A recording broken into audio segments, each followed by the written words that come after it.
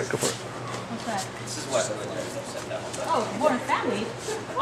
Again, this is Watana Buong, and he works at the Cambodia family that we usually have a meeting over there, but he also works at LAX, and he's going to help us do the group check-in. So when you go in, he'll be in his uniform, and Joe and I will be hovering right around I should be out on that day, though. But no, he's working that day. So he's going to, again, give us a talk today, just a brief talk on Cambodian culture, do's and don't.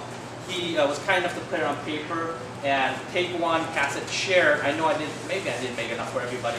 So this is, there's some good verbiage. I know Dr. Martin last year, bless his heart, he's trying to write Cambodian phonetics. There's a couple of here that will help you out.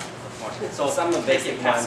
So thank you very much for coming today. As Nuranzi how introduced me, my name is Vatana. I came from Cambodia about 7 years ago as an immigrant with my family. So right now I'm in the process of learning everything in the US too. At the same time, I get myself already adjusted and accommodated to whatever the situation in here. So thank you very much for giving back to the community in Cambodia, especially in need of those kind of medical services, which are very, very important for the community over there. So before you go into Cambodia, I just asked my Ranzi to give a few tips on that.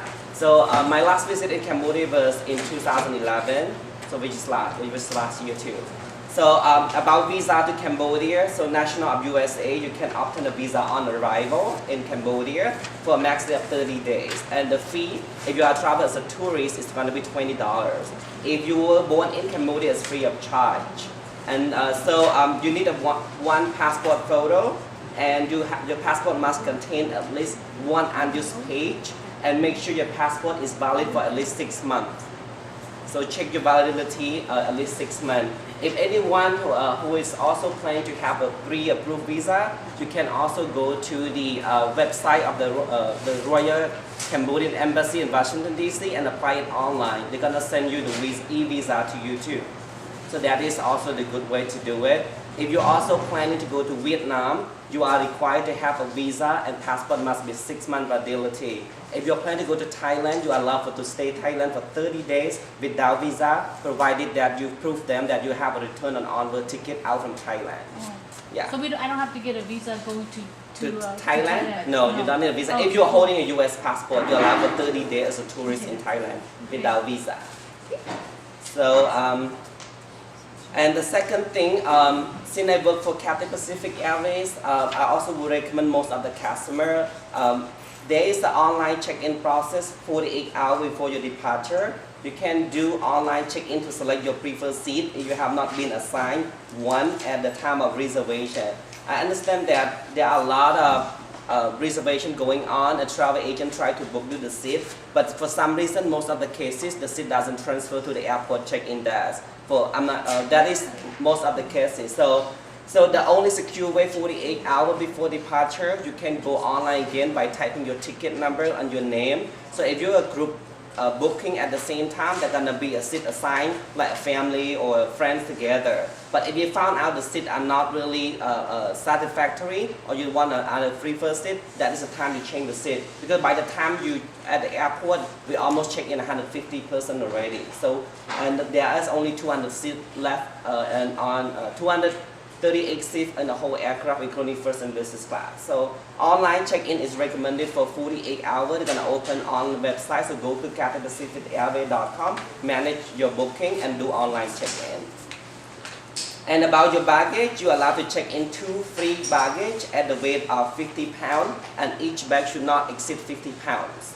So each bag have to be within or less than 50 pounds. You allow one carry-on at the weight of 15 pounds, which is about 7 kilograms. And of course, as Rich said, that there gonna be the TSA security question that did you pack your bag by yourself? You know the content of it. Sometimes, like me, I check in by myself. Sometimes I also don't want to ask the passenger, just ignore it. But you might have someone who asks you, and you might have someone who do not ask you. So that is the time that you can play around with. Does Cathay actually weigh the carry-on? Yeah, we do weigh each and every carry-on. But one is a good thing, don't say that I'm telling you all this.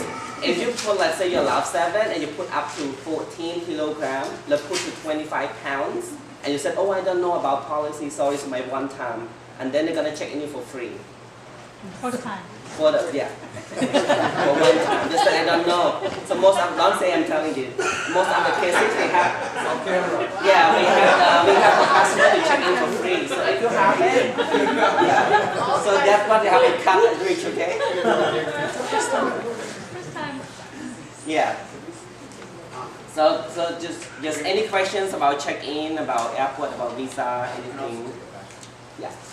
So one backpack, laptop, personal belonging, and one carry-on. That's your carry-on. 114 pounds. Usually they don't weigh the backpack. They just let the backpack go. So pretend like this. So what we're gonna do, I'm trying to talk to manager to set up a special group check-in so that you don't have to wait in line with other passenger. So just finish your group. But like he said, maybe each person should be responsible for each own box and own luggage. So that's easy for us to check into. Yeah. So and money and tipping. I think some of you have been to Cambodia already and you know the way to tip.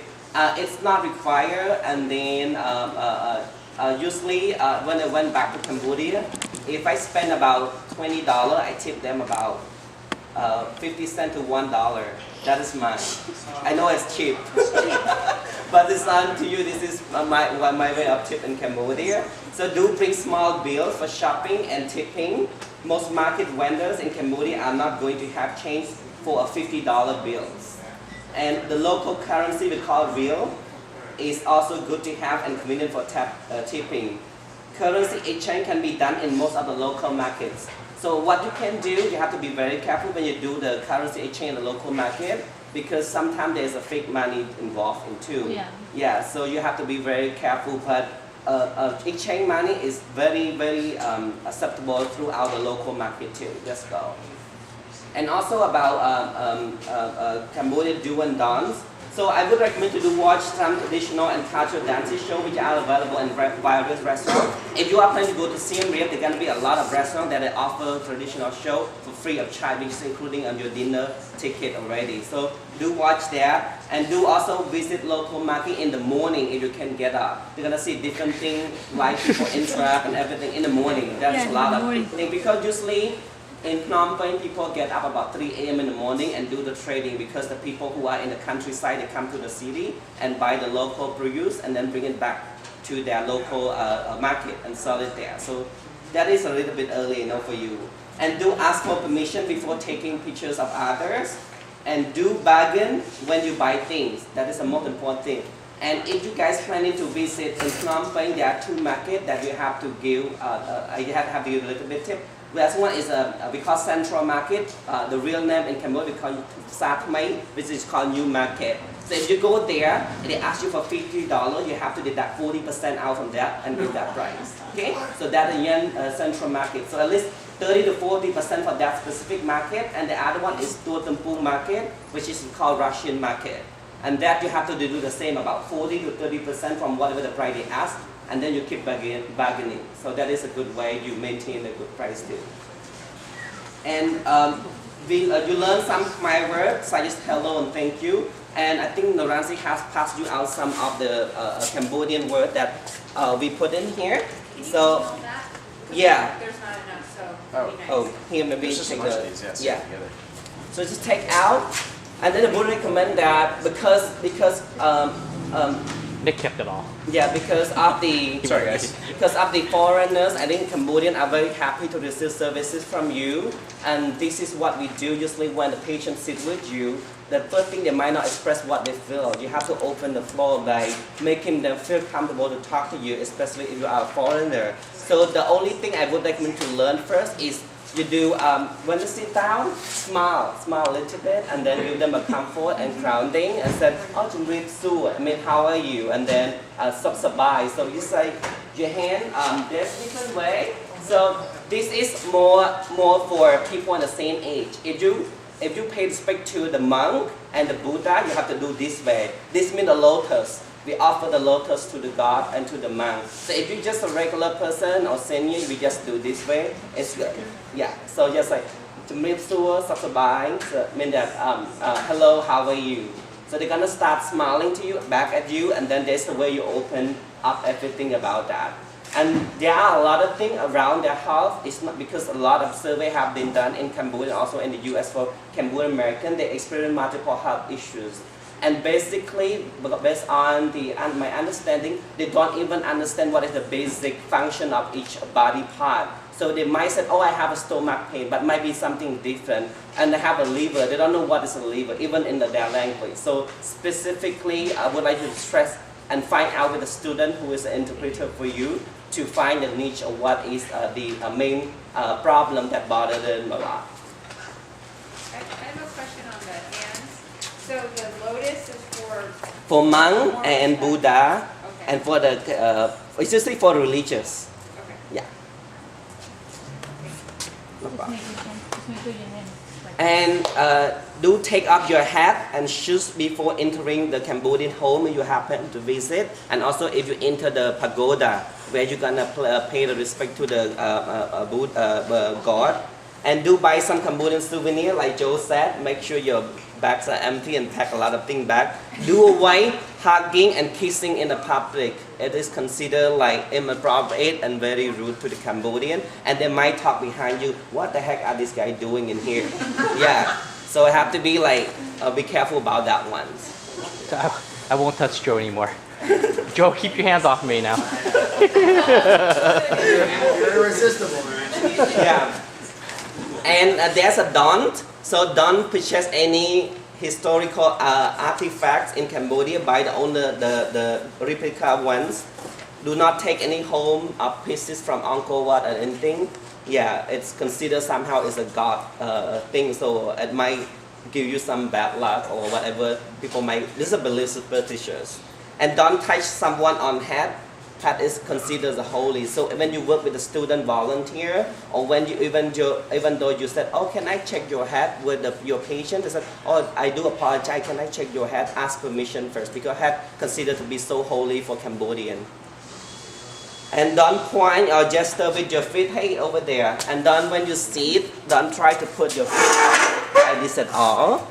Yeah, or something like this at all. So just leave that way. But you know, I think Cambodian people, they understand you are a foreigner, so they might not just say anything. Rude Americans. Yeah. And don't full mouth in the middle of lake or jungle. If you plan to visit the jungle, the temple, and especially also in Kampot province, those kind of a lot of like holy places, and then don't full mouth. It means that consider bad omens. So if you like say something bad, and say, oh, we're gonna have this problem or something like that. So Cambodian believe that if you say that in the jungle and then in different like rural area, it believed to be a bad luck for you too. Yeah. And don't pick your teeth while eating. So in Cambodia, yeah. When you walk between two Cambodians walking, especially like senior people or a high-ranking officer in Cambodia, bow a little bit across them. This is the way we do, like people talking and like around and this. So if I want to walk past by, I have to do this a little bit like this. So pass them by. So it's a way to show respect for them. Yeah. And women should never touch male monk or hand something directly to them. So if you happen to treat the, I think male monk, I know maybe we better have one volunteer who is a guy and have you with the translation, and so have you with that. So that is the way. And I think there's gonna be a lot of frustration because people wait in lines a lot. I mean, but in Cambodia, waiting in line is not common.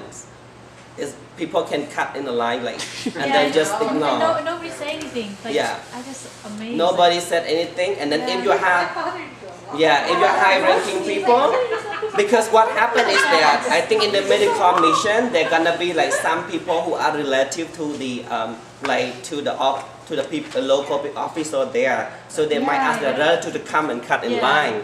So you might be surprised that people who wait in the morning, they cannot be served immediately, but people just walk in who know someone who work there and just go and cut line. So I know how you might want to deal with that.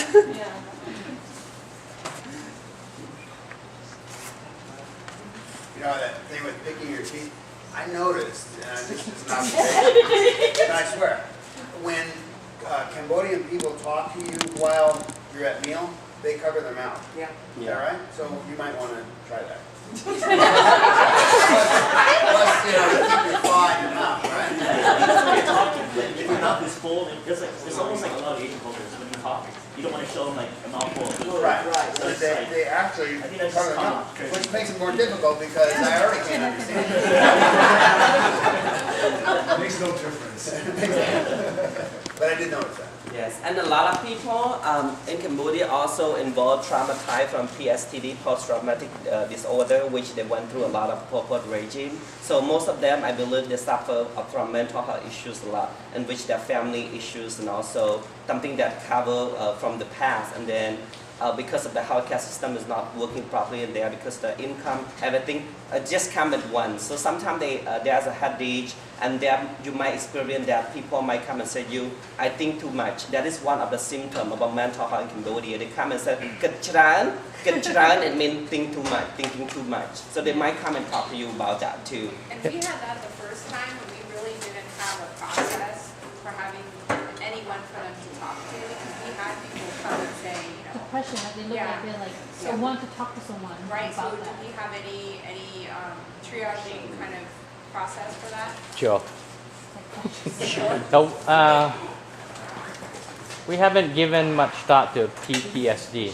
Because it might be appropriate just to have a quiet place for someone But to that's talk. just something. I mean, because if that's why they're coming, Yeah. you know, and yes, it's not long term, but I don't know, because we We- really didn't have any response. That's really too bad because the first year we did have a psych there, a psychiatrist there too, that first year, Yeah. and we have not had.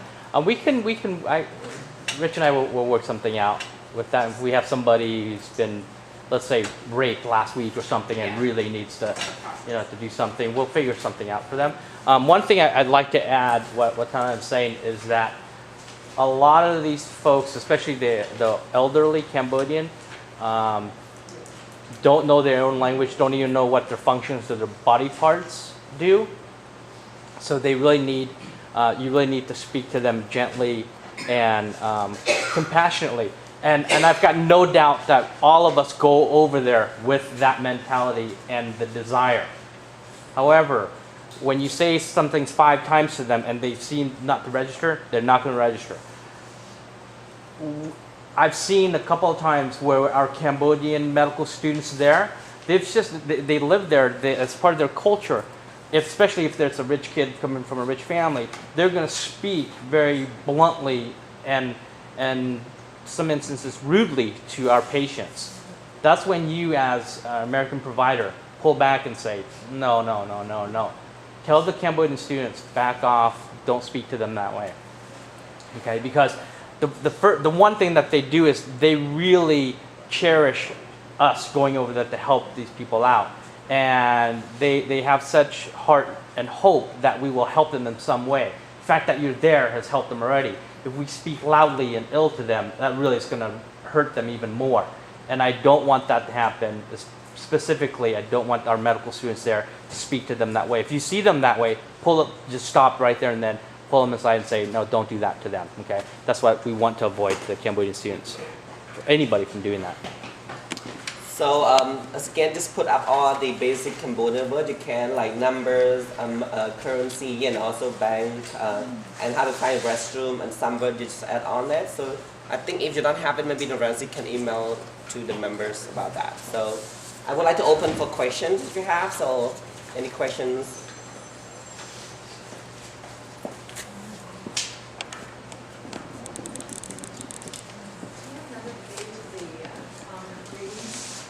Back.